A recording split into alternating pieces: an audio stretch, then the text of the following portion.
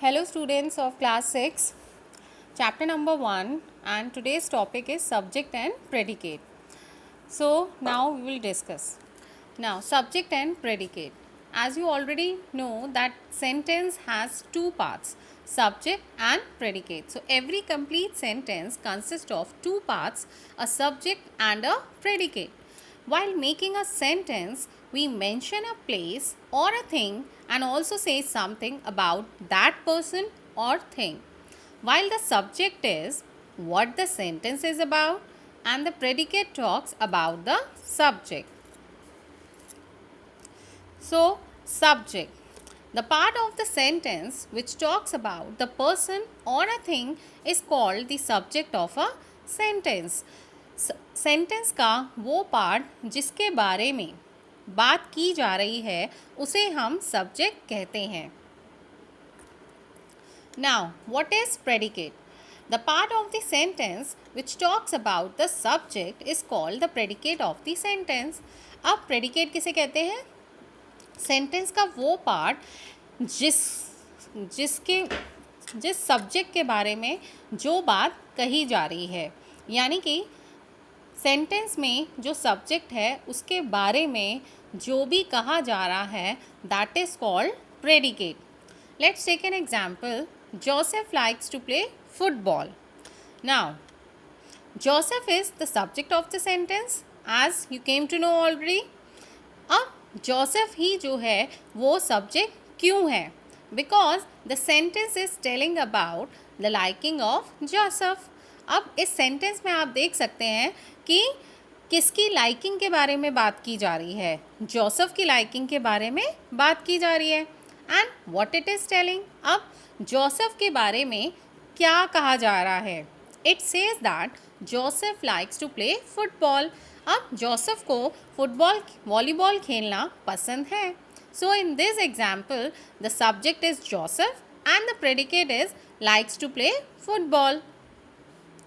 To determine the subject of the sentence, we first find the verb in the sentence and then ask who or what in the sentence. आपको किसी भी sentence में अगर subject का पता लगाना है तो फर्स्टली हमें क्या फाइंड करना पड़ेगा? That what is verb here, या इसमें जो वर्ब है वो क्या है. और इस सेंटेंस में आपको क्वेश्चन करना पड़ेगा दैट हु और what. So now note that the subject usually comes before the sentence. जैसे कि आपको पता होगा कि सब्जेक्ट जो है वो हमेशा सेंटेंस में पहले आता है, but in some cases it comes at the end of the sentence. लेकिन कई बार क्या होता है हमारा सेंटेंस जो है वो वर्ब के बाद भी या सेंटेंस कंप्लीट होने के बाद भी आ सकता है. जैसे कि यहाँ पे इस एग्जाम्पल में देख सकते हैं हेयर कम्स द ट्रेन. अब in the above sentence the verb is comes. We first ask what comes. अब हम इसमें क्वेश्चन कर सकते हैं कि हेयर कम्स तक बस क्या आ रहा है.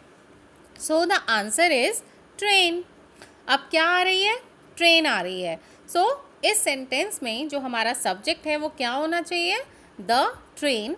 And as you know that subject जो है वो नाउन होता है, प्रोनाउन होता है या फिर थिंग होता है. And the predicate is here comes. Okay, I hope you will understand this subject and predicate well. Now I am going to give you 3 assignment for practice and you have to do it in your notebook also. So question number 1 is separate the subject and predicate in the following sentences. ये questions आपने अपनी previous class में भी किए होंगे कि आपको subject और प्रेडिकेट को अलग अलग शो करना है. आप सब्जेक्ट को सर्कल कर सकते हैं और प्रेडिकेट को अंडरलाइन कर सकते हैं. Now next assignment is complete the sentences using suitable subject. अब ये जो आपको 10 सेंटेंसेस दिए हुए हैं इसमें आपको suitable subject जो है वो फिल करना है. I can give you first example. Dash rises in the east. So you can write here the sun. So the sun will be a subject and it will be a complete sentence. Now come to the question number 3. Complete the sentences using suitable predicate. इस question में आपको subject दिए हुए हैं and you have to fill predicate. इसमें आपको कोई भी प्रेडिकेट जो है आप अपनी तरफ से फिल कर सकते हैं. Let's take an example of number 5, Akbar. Akbar is a great king. So you can add is a great king. So thank you so much. That is all for today, and I will update another video further.